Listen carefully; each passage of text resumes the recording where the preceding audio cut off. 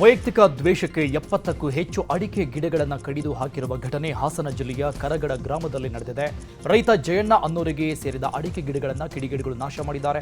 ಕಷ್ಟಪಟ್ಟು ಬೆಳೆದಿದ್ದ ಅಡಿಕೆ ಗಿಡಗಳನ್ನು ಕಳೆದುಕೊಂಡು ರೈತ ಕಂಗಾಲಾಗಿದ್ದು ಸ್ಥಳಕ್ಕೆ ಪೊಲೀಸರು ಭೇಟಿ ಕೊಟ್ಟು ಪರಿಶೀಲಿಸಿದ್ದಾರೆ.